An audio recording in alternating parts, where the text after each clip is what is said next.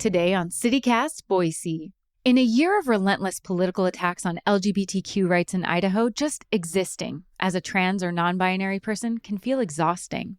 But even in the face of cruel policies and loud attacks, there's a powerful movement happening towards connection, joy, and resilience. It's Tuesday, April 29th. I'm Lindsay Van Allen, and this is what Boise's talking about. Joining me today are Bonnie, Violet, and Pacey, co-founders of TransJoy Boise. Thank you both for joining me today. Hi, Lindsay. Thank you so much for having us. Pacey, I want to jump right in with a question to you. How would you describe the temperature for transgender and non-binary people in Boise right now, especially after this last legislative session? This legislative session was extremely aggressive and targeted at the LGBTQ community, but primarily at the trans community. It's already drastically changed the daily lives of trans people, especially if you think of things like HB 264, which is the public restrooms ban, basically. And now trans students are no longer able to use the restroom that aligns with their gender identity. And even the organizations that house these restrooms, they can be sued if someone sees someone using the quote unquote wrong bathroom. So everything right now just feels hyper scrutinized, and it's really scary. Yeah, I mean, something that people don't even think of day to day. You know, if I'm out and about, I just walk into a restroom to use it. That's something that you have to be aware of, that the trans community has to think about doing, and what the implications of that might be for them. Oh yeah, it's crazy because there are these things that you never really thought about before, with like where the business owners might align politically. And it's like, is this a safe establishment for me to even go to anymore? You know, you have to think about the restroom situation, and just it's really exhausting to have to think about these things when we just want to live our normal lives. And Pacey, do you think that there is a cultural shift happening in Idaho, either towards more solidarity with these laws and this rhetoric, or towards more polarization? You know, I'd say that there's a major cultural shift happening right now. I mean, just from how it is at the 50-51 protests, right? You see that all of these people are realizing that everybody is suffering under the current administration, and more people are willing to kind of join forces together.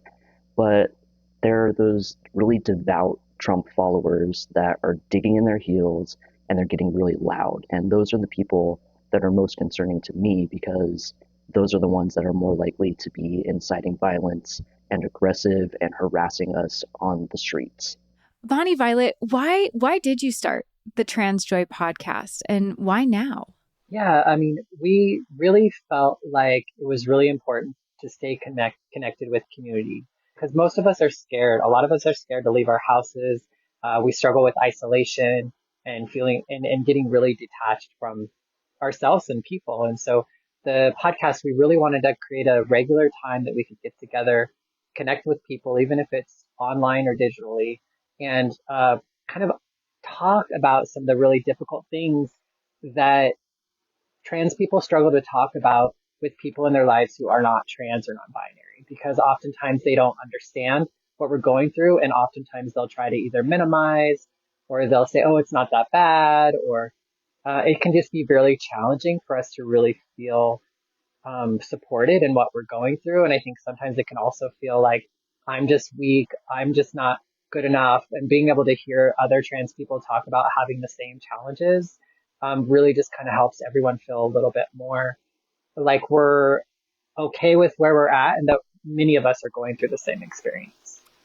So it definitely sounds like as the rhetoric about trans people has built up, and as there has been more bills and legislation targeting trans people, that this was something you created to as kind of a respite, as kind of a space that was, I don't want to say safe space, because that that instantly makes people, but truly a place where people understand what you're going through, where you know that people sharing that experience with you can coalesce or gather. Yeah, especially I think the frequency of doing it once a week, doing it on video through YouTube, and then doing it audio was just ways of staying accessible and then being able to talk about what's really happening right now versus more broadly about things that are happening. We can talk specifically about what's going on with us now. And Pacey and I have such vast different perspectives on things. And so I think